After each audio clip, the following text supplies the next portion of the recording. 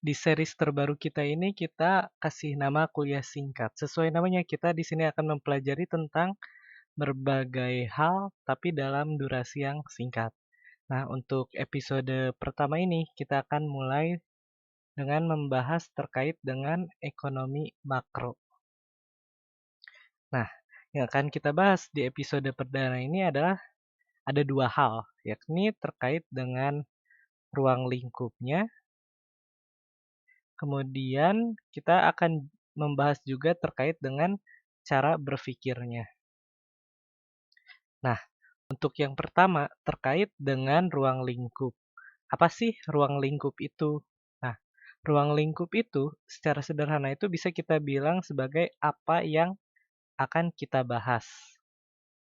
Nah, maksudnya apa sih?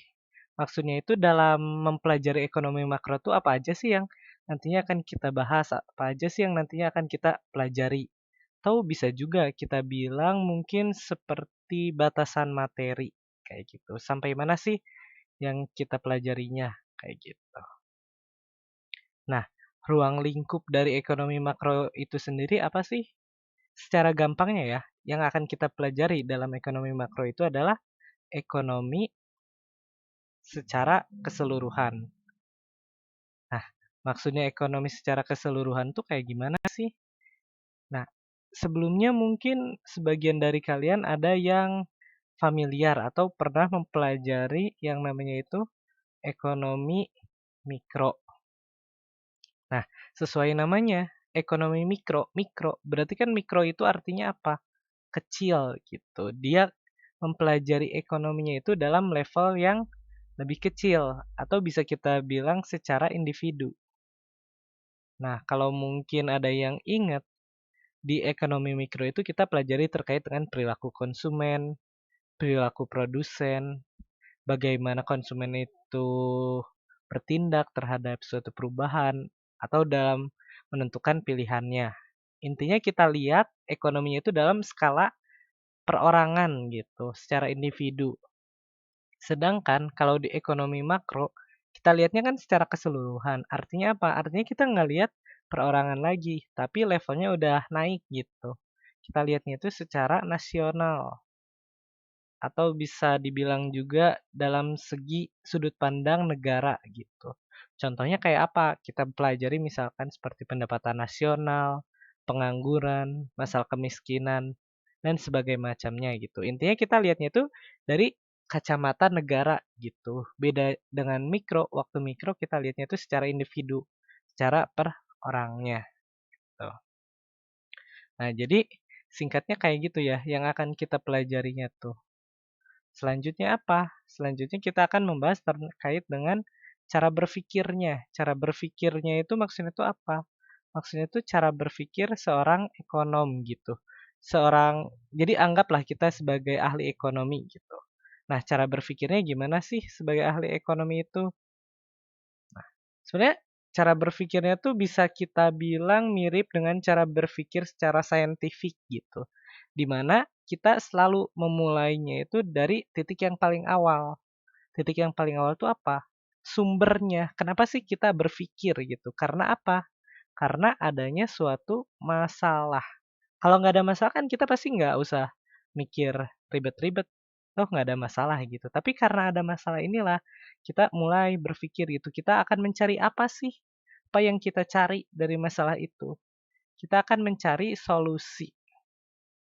Nah, si solusi ini digambarkan dalam bentuk apa? Digambarkan itu dalam bentuk suatu teori atau hukum-hukum. Contohnya kayak waktu di mikro itu ada teori permintaan, hukum penawaran, terus banyak lagi gitu. Ada Okun's Law dan sebagainya macamnya. Kayak gitu. Nah, teori itu kan masih kayak bentuknya tuh umumnya gitu, bentuk paling umumnya. Nah, untuk lebih spesifiknya lagi, kita gambarkan dalam bentuk apa? Dalam bentuk namanya itu ada suatu model. Nah, model itu apa sih? Model itu bisa kita bilang sebagai alat untuk menyederhanakan. Alat untuk menyederhanakan. Nah, pertanyaannya apa? Apa sih yang kita sederhanakan? yang kita sederhanakannya itu realitanya atau kenyataan yang ada di lapangan. Karena apa? Contohnya nih kita ngomongin masalah kemiskinan, itu kan banyak banget nih faktor-faktor yang mempengaruhinya. Kalau kita bikin dalam suatu model atau teori itu kan ribet ya kalau kita masukin semuanya. Nah, oleh karena itu kita sederhana ini, kita buang sebagian faktor-faktornya. Nah, cara membuangnya itu kayak gimana? Kita buat asumsi-asumsi.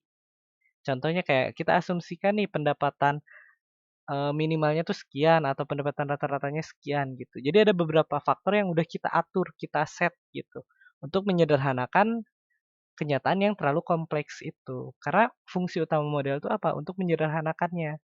Karena kalau udah sederhana, kita akan lebih mudah gitu memahami, oh untuk masalah ini tuh caranya gimana sih? Oh kayak gini gitu. Jadi supaya kita bisa berpikir lebih mudah, kita sederhanakan dulu gitu sih masalahnya itu. Nah, terkait modelnya itu sendiri ada kurang lebih 4 macam. Yang pertama itu bentuk verbal. Verbal tuh ya kayak gini, misalkan kita dalam bentuk lisan atau omongan. Selanjutnya ada dalam bentuk apa lagi? Ada juga dalam bentuk diagram. Nah, ini yang paling umum mungkin ya.